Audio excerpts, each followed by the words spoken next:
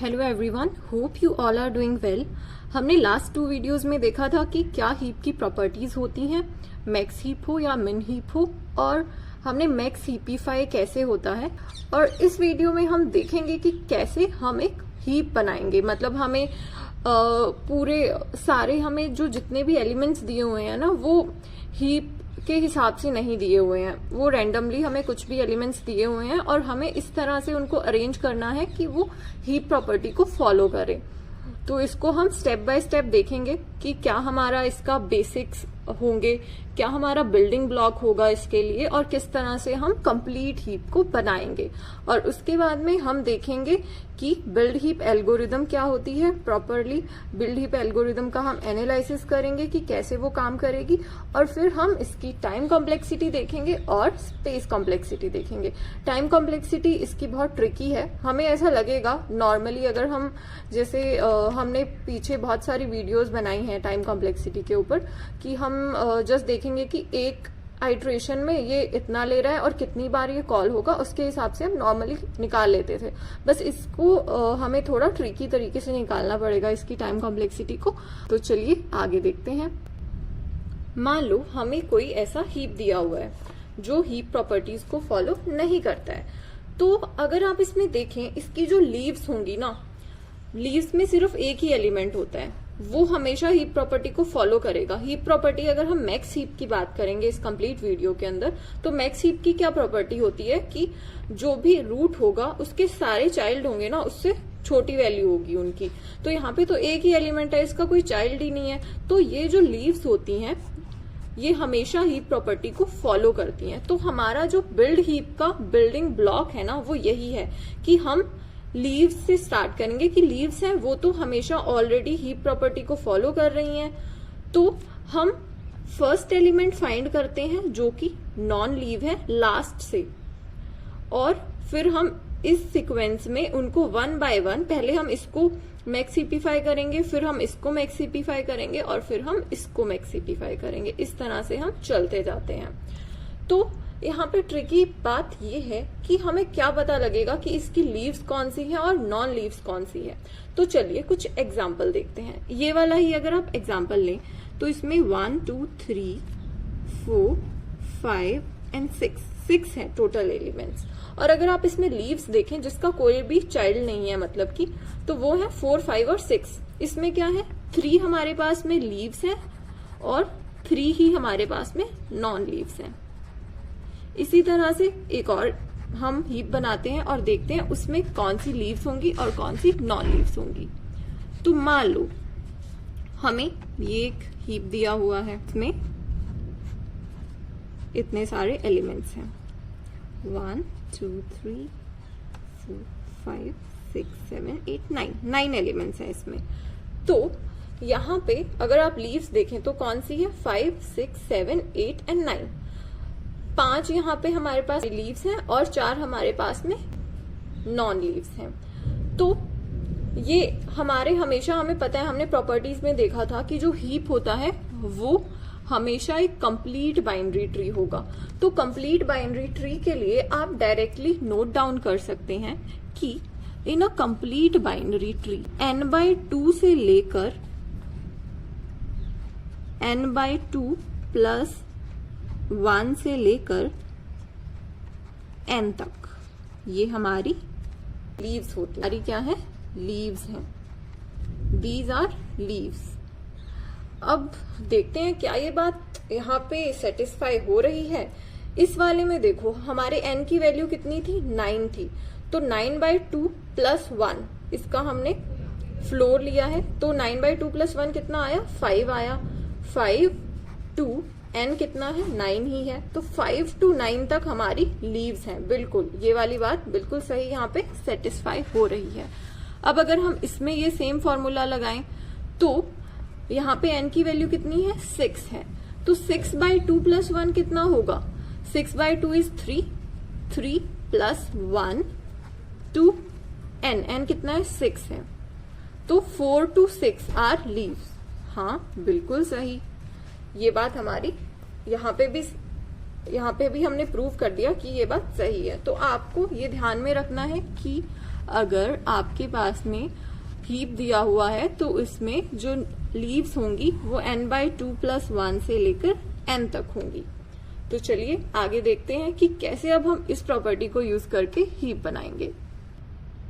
अब मान लीजिए हमें ये वाले एलिमेंट्स दिए हुए हैं, इसकी इंडेक्सिंग अगर करें हम तो हमें ये वाले एलिमेंट्स दिए हैं, ये इसकी मैंने इंडेक्सिंग कर ली, 7 एलिमेंट्स हैं हमारे पास में। अब इनको हमें हीप के फॉर्म में ट्रांसफॉर्म करना है। अगर मैं डायरेक्टली इनको बना के देखूं, इसको हीप फॉर्म में अगर मैं लिखूं, आपको मैंने बताया था कि जो हीप होता है ना वो एक एरे की तरह ही है, बट उसको हम लेफ्ट और राइट चाइल्ड हम उसके निकालते हैं। लेफ्ट चाइल्ड 2i होता है, राइट चाइल्ड 2i+1 होता है।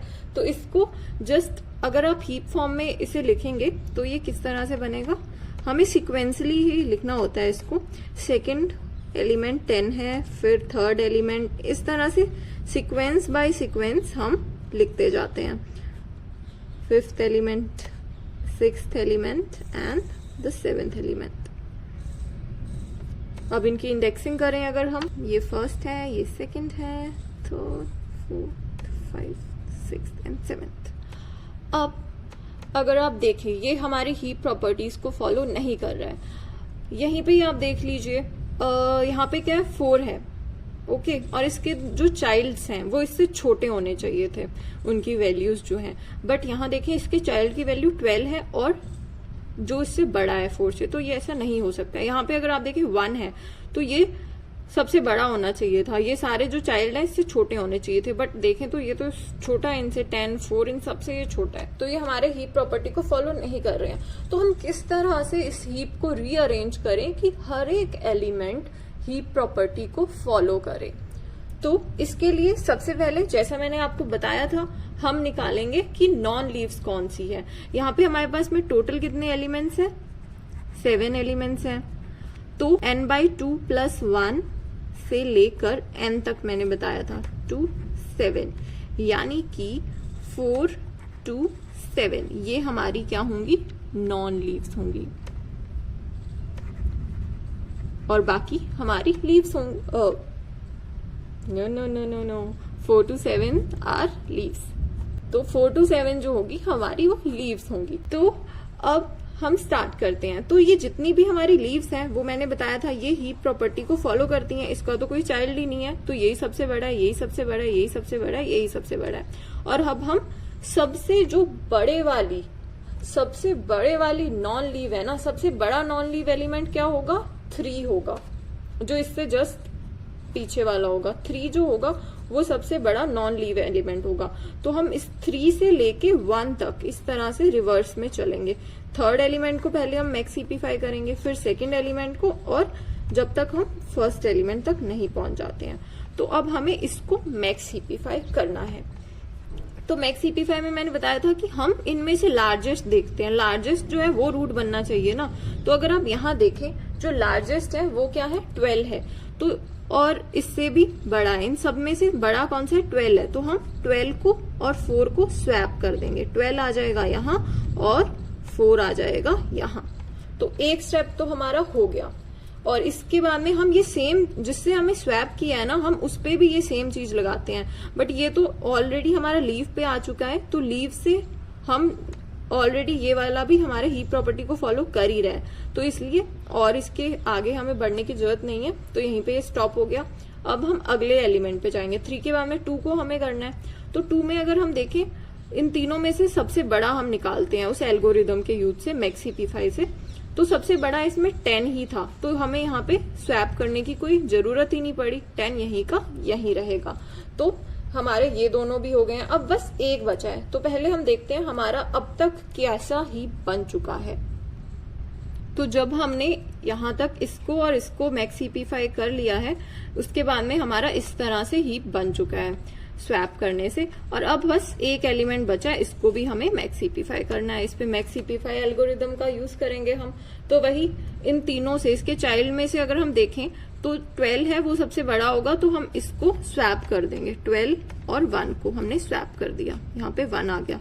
अब यहीं पे आपको रुकना नहीं है, जो आपने स्वैप कर लिया है ना, फिर उसको भी आगे वही रिकर्सिवली ये चलती जाती है जब तक हम लास्ट में लीफ तक नहीं पहुंच जाते हैं, या फिर हम उस कंडीशन तक नहीं पहुंच जाते हैं कि वो हीप प्रॉपर्टी को फॉलो कर रहा है। तो अब देख लेते हैं कि ये भी हीप प्रॉपर्टी को फॉलो कर रहा है या नहीं, इससे ये दोनों बड़े हैं, ऐसा नहीं होना चाहिए था।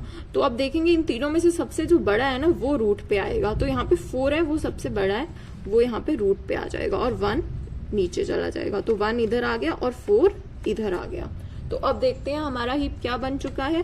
अब हमारे हीप में है 12, 10, 4, 5, 2, 1 एंड 3। तो अगर अब आप देखेंगे ना तो हर एक एलिमेंट हीप प्रॉपर्टी को फॉलो कर रहा है। ये वाला एलिमेंट है, इससे इसके नीचे वाले चाइल्ड है सब छोटे हैं, इस वाले से भी चाइल्ड है सब छोटे हैं, इस वाले एलिमेंट के भी सारे चाइल्ड इससे छोटे हैं। तो ये हमारा इस तरह से बिल्ड हीप हो गया। तो इस तरह से अगर आपको सारे एलिमेंट्स दिए हैं जो मैक्स हीपिफाइड नहीं है, तो आप इस मेथड से उनको मैक्स हीपिफाई कर सकते हैं। चलिए अब एल्गोरिदम देखते हैं। बिल्ड मैक्स हीप की एल्गोरिदम कुछ इस तरह से है, जैसा हम ऑलरेडी डिस्कस कर चुके हैं, बस उसको अब हमने सिंटेक्स फॉर्म में लिख दिया है। हम सबसे पहले क्या करेंगे, उसकी लेंथ फाइंड करेंगे। जो n हमने कहा था ना, तो उसकी लेंथ से हमने हीप का साइज डिसाइड कर लिया, जो n हम ले रहे थे। फिर उसके बाद में मैंने बताया था आप सबसे बड़े नॉन लीव से लेकर 1 तक आपको मैक्स हीपिफाई लगाना होगा। तो ये जो हमने डिस्कस किया था n/2 से लेके 1 तक हमने मैक्स हीपिफाई बार बार हर एक एलिमेंट के लिए लगाया था। तो मैक्स हीपिफाई के लिए I would recommend you to watch my previous video, you will really like it. And अब हमें ये तो पता लग गया कि इस तरह से ये काम कर रही है। और अब हम इसकी टाइम कॉम्प्लेक्सिटी देखते हैं। तो इसको देख के यहाँ पे आपको ऐसा लग रहा होगा कि यहाँ पे हम मैक्स हीपिफाई कॉल कर रहे हैं, ठीक है, और जिसका हम ऑलरेडी डिस्कस कर चुके हैं, जो log n लेती है। अब आप कहेंगे कि इसको हम n/2 से 1 तक n टाइम्स हम इसको कॉल कर रहे हैं। तो अप्रोक्स n/2 से 1 तक अप्रोक्स n टाइम्स हो गया। तो आपको लग रहा होगा कि हम इसको n टाइम्स कॉल कर रहे हैं मैक्स हीपिफाई को, और इसको और एक टाइम में log n लगेगा एक बार कॉल करने पे। तो n इंटू log n आपको लग रहा है कि इसकी टाइम कॉम्प्लेक्सिटी होगी, सॉरी बट ऐसा नहीं है। बिल्ड हीप करने में आपको n log n नहीं लगेगा। बिल्ड हीप में आपको सिर्फ और सिर्फ n लगेगा, आपको बिगो n टाइम लगता है सिर्फ, not big O n log n। तो चलिए देखते हैं ऐसा कैसे होगा। हमें पता है कि जो बिल्ड हीप है उसके अंदर हम इन जो हमारी ये लीव्स हैं इनका तो कुछ नहीं करेंगे। मान लो ये हमें हीप दिया हुआ है, लीव्स पे तो हम कुछ नहीं ऑपरेशन करते। फिर हम सबसे जो बड़ी नॉन लीव है उससे स्टार्ट करते हैं, और हम इस तरह से पहले इसको मैक्स हीपिफाई करेंगे, फिर इसको करेंगे, इसको और सबको मैक्स हीपिफाई करेंगे।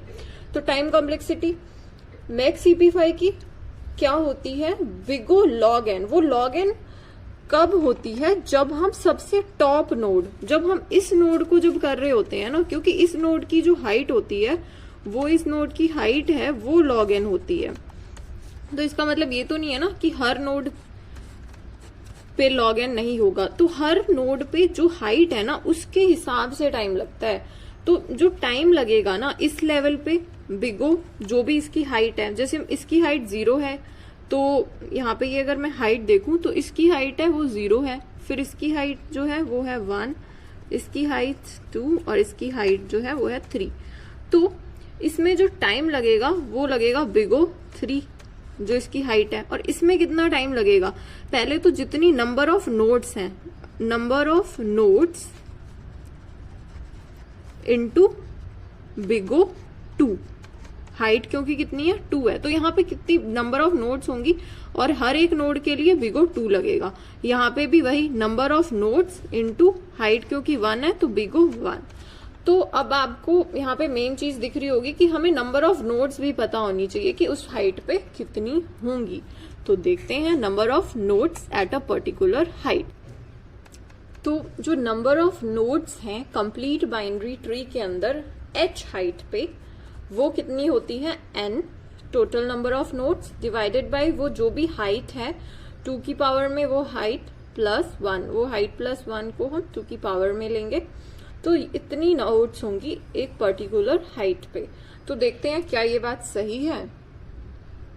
यहाँ पे देखें तो हाइट कितनी है अपनी 3 है, तो हमारा फॉर्मूला लगेगा n total number of nodes, वो है हमारे यहाँ पे 15 नोड्स हैं, तो 15n बाय 2 की पावर h कितना था 3 प्लस 1 और इसका हमें c लेना है, तो 15 बाय 2 की पावर 4 मीन्स 15 बाय 16 और इसका बिकॉज सील लेंगे तो ये हमारा कितना आ जाएगा 1 आ जाएगा। तो एक नोड ही है ना हाइट 3 पे, देखो एक ही नोड है। अब सिमिलरली यहाँ पे भी चेक करते हैं, यहाँ पे हाइट है हमारी 2, तो हमारा जो फॉर्मूला है वो क्या कह रहा है कि 15 by total number of nodes by height plus 1, तो ये कितना हो जाएगा, ये हो जाएगा 15 बाय 3 है तो 8 हो जाएगा, तो 15 बाय 8 यहाँ पे 2 आ गया और ये बात सही है, यहाँ पे नंबर ऑफ नोड्स 2 ही हैं। अब ये सेम चीज है इस हाइट पे चेक करते हैं भाई, इस हाइट पे कितनी नंबर ऑफ नोड्स है हाइट 1 पे, तो वही फॉर्मूला लगाएंगे 15 बाय 2 की पावर हाइट है कितनी 1, 1 प्लस 1, 15 बाय 4 जो कितना आएगा, सील ले रहे हैं, जो आएगा हमारा 4। तो ये कह रहे हैं कि हाइट अगर 1 है तो नंबर ऑफ नोड्स उसमें 4 होंगी तुम्हारी, तो यहाँ पे हमारी नंबर ऑफ नोड्स 4 ही हैं। और आप इस तरह से किसी भी ये वाला एग्जांपल से आप चेक कर सकते हैं कि हमने जो नंबर ऑफ नोड्स निकाली हैं एक पर्टिकुलर हाइट पे क्या वो सही है या नहीं है। तो हमें पता है कि मैक्स CP5 कितना लेता है टाइम, मैक्स CP5 लेता है हमारा बिगो हाइट टाइम, है ना। तो अब बिगो h लेता है और हमें पता है, ये हमने देख ही लिया कि number of nodes into height, number of nodes into height इतना लगेगा, ठीक है। तो हमारे अगर एक पर्टिकुलर लेवल पे अगर देखें, हम एक पर्टिकुलर हाइट पे अगर हम टाइम कॉम्प्लेक्सिटी को देखें तो वो कितनी होगी n बाय 2 की पावर h प्लस 1, वहां पे नंबर ऑफ नोड्स होंगी और इनटू में ये नंबर ऑफ नोड्स आ गई हैं हमारे पास में, है ना, जो हम वैसे भी यहाँ पे डिस्कस कर रहे थे, number of nodes into height उसकी बिगो h। तो ये वो एक लेवल के लिए है, ये है एक एट हाइट h जो है हमारी टाइम कॉम्प्लेक्सिटी। इसी तरह से हमें हर हाइट पे फाइंड करनी है, 0 से लेके हमारी मैक्सिमम हाइट कितनी होती है log n होती है, तो उन पे सब पे हमें फाइंड करनी है। तो हमारी टोटल टाइम कॉम्प्लेक्सिटी कितनी हो जाएगी, सो हमारी टोटल टाइम कॉम्प्लेक्सिटी क्या होगी, एक हाइट पे कितनी होगी और हम सारी की सारी हाइट्स पे उनको फाइंड कर लेंगे, 0 से लेके log n तक हमारी टोटल हाइट्स होती हैं। इसको हम किस तरह से लिख सकते हैं, इसको अब एक्सपेंड करते हैं हम, तो ये हो जाएगा हमारा n बाय 2 की पावर h इंटू 2 की पावर 1 और बिगो h यानी कि CH कुछ constant time plus height into height. और इसको अब हम और एक्सपेंड करते हैं, C बाहर निकलेगा, कांस्टेंट है क्योंकि यहाँ पे वेरिएबल क्या h है, n भी इसके लिए कांस्टेंट है, n भी बाहर निकल जाएगा, C भी बाहर निकल जाएगा और ये 2 की पावर 1 2 भी बाहर निकल जाएगा, Cn बाय 2 और h इज इक्वल टू 0 से log n। ऊपर क्या बचा, सिर्फ h by 2 to the power h। अब यहाँ पे हम log n की जगह पे इनफाइनाइट पुट करेंगे, मैक्सिमम टू मैक्सिमम जो वैल्यू पॉसिबल है, बिकॉज हम वर्स्ट केस के लिए फाइंड कर रहे हैं। तो अब हम इसको इस तरह से लिख सकते हैं, Cn by 2 h is equal to 0 से इन्फिनिटी। और ये वाला जो अब हमारे पास एक्सप्रेशन आया है ना, ये वाला एक्सप्रेशन, ये एक हार्मोनिक एक्सप्रेशन है और इसकी वैल्यू बाय प्रूफ, ये प्रूव्ड है। हमें कंप्यूटर साइंस स्टूडेंट्स को इसकी, अगर आप चाहते हैं कि मैं इसका प्रूफ की भी वीडियो बनाऊं तो please tell me in the comment section. और ये एक हार्मोनिक एक्सप्रेशन है और इसकी जो वैल्यू है ये 2 होती है, ये मैथमेटिकली प्रूव्ड है। तो हमारे पास में क्या आ गया, दिस इज Cn/2 इंटू 2। तो Cn, तो देखिए इसकी जो टाइम कॉम्प्लेक्सिटी है वो किसमें है, n की टर्म्स में है। इसकी हमारी टाइम कॉम्प्लेक्सिटी इस तरह से फाइनली हमने फाइंड कर ली कि जो टाइम कॉम्प्लेक्सिटी है एक हीप को बिल्ड करने में वो लगेगी big O N। Remember it, ये क्वेश्चन बहुत जगह पूछा जाता है। अब आती है बात स्पेस कॉम्प्लेक्सिटी की। तो स्पेस कॉम्प्लेक्सिटी की, जैसे कि मैं आपको बहुत सारी वीडियोस में मैंने बताया है कि यहाँ पे वैसे हम कोई एक्स्ट्रा स्पेस नहीं ले रहे हैं, बिकॉज इसमें हमने जो एरे पास किया था वही एरे को हम यूज कर रहे हैं। हमने अलग से कोई एक्स्ट्रा एरे नहीं लिया है, बट हम जब इसमें रिकर्सिवली फंक्शन कॉल करते हैं ना, उस टाइम पे यहाँ पे स्टैक के अंदर स्पेस रिजर्व होता है। तो अगर आप यहाँ देखें,